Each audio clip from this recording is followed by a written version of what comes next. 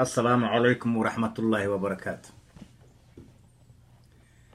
نبدا الناس لنوغلي ألغو بلابا مساكنا نبد با الناس لنوغلي كوحدي أرلادي باقادي جرتي موقت هدانا للغوايني waxaan ugu furay waxaan u sheegayaa dad yoo fara badan oo wali ku foogan inay xasilooni darri kaliya ka shaqeeyaan oo social media ama se wadanka gudihiisaba waxaan idin sheegaynaa dadkii way ka dhergeen dhibaatada waa laga dhergay dhibaatada dambe cid hadda abateed u haysa ma jirto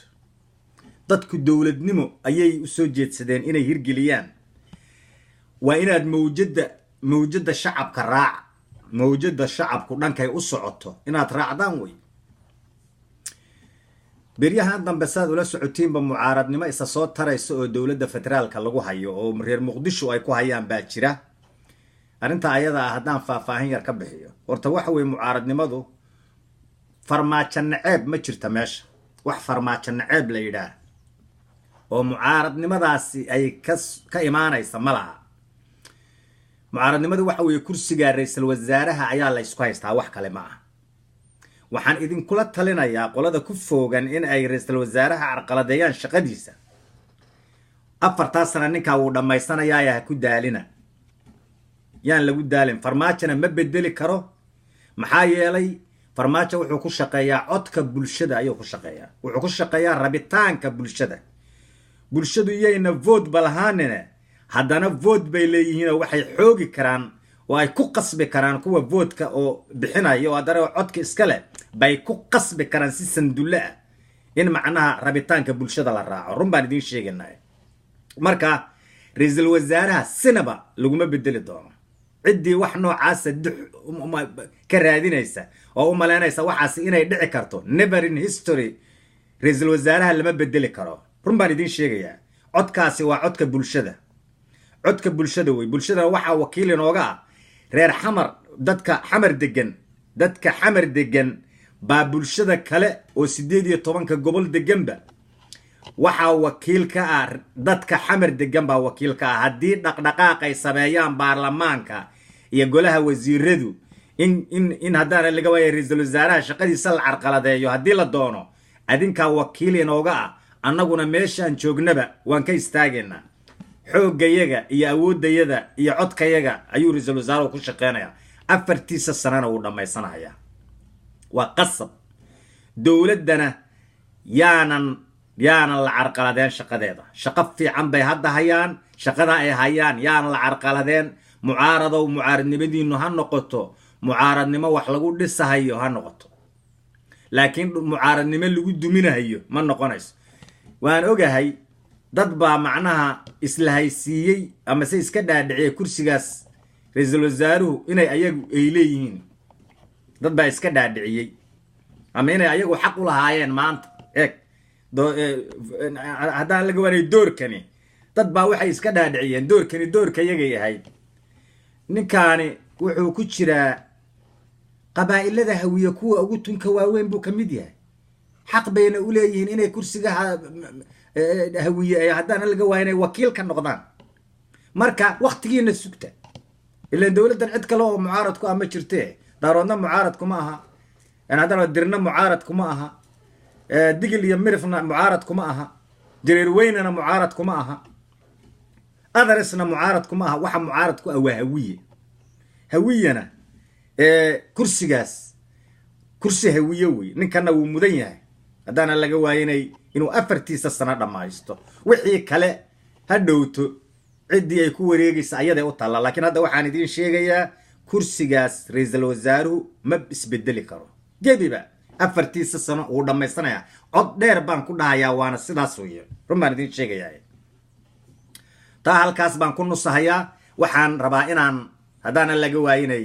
xagga iyo boosaaso inaan gaadho reer boosaaso waxaan u sheegayaa waa laba mid un weeye qorshaha ganacsatada reer boosaaso ay wadaan waa laba arrimood un inay yihiin group madax furasho u haysta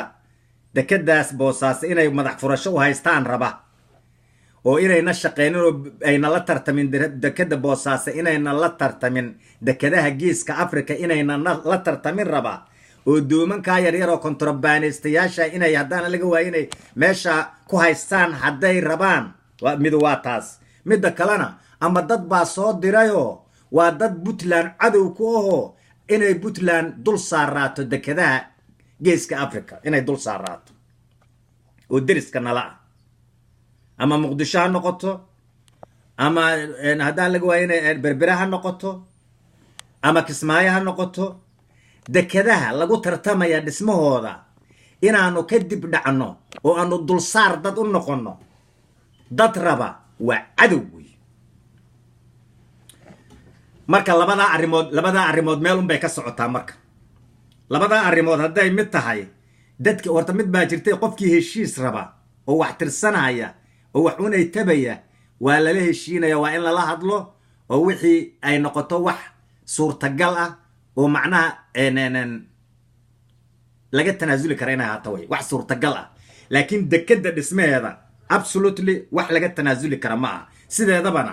dhibaatooyin markay jiraan faataxa kaliya wax lagu maxalliyo ruma idin sheegay dawlad waxay leedahay exceed fara badan bay dawlad leedahay wixii xalab rabana waa lala hadlayo faataxa iyo haddaan u madax salaaxba wax waa lagu xallin karaa wixii cadawa dharbaaxa jaan inay ku dhacdo way oo elimination lagu sameeyo qofka ayada ah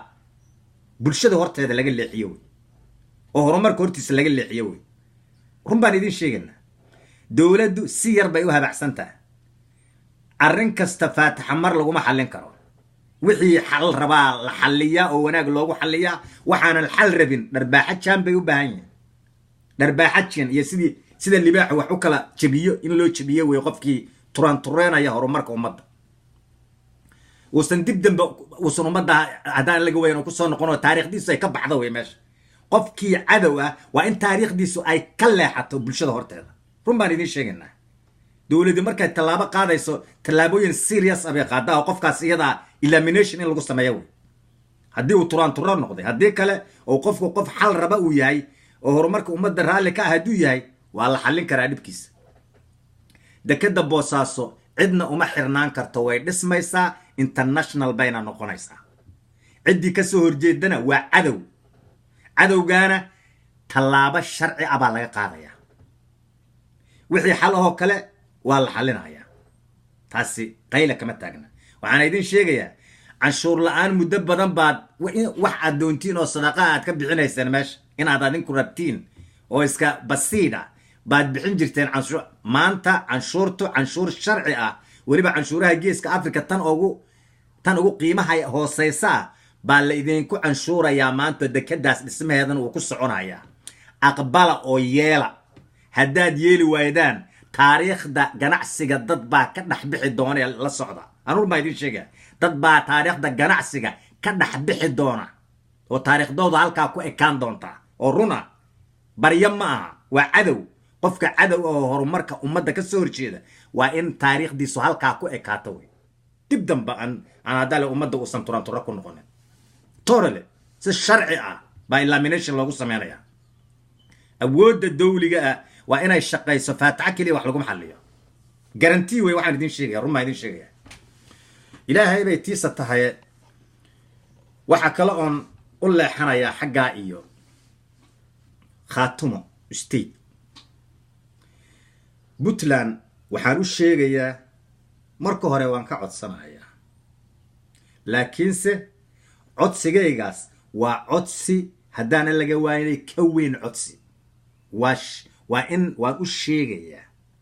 waan ogeysiinayaa siyaasadaha khaatumo iyo siyaasadaha Puntland hala kala leexiyo si weyn loo kala leexiyo nimanka iyaga kol hadaanan intaan maamulka Puntland inta la ballaadhiyo kor hadaanan lagu camimi karin hadaan laga waynay Puntland iyo territorygeeda hadaan lagu camimi karin oo awood noocaas Puntland ayna sameyn karin fadhataysiga khaatumo lagu hayaa la joojiyo taasna hadda ma ban suurtagal waa leyd way in macnaha xukunka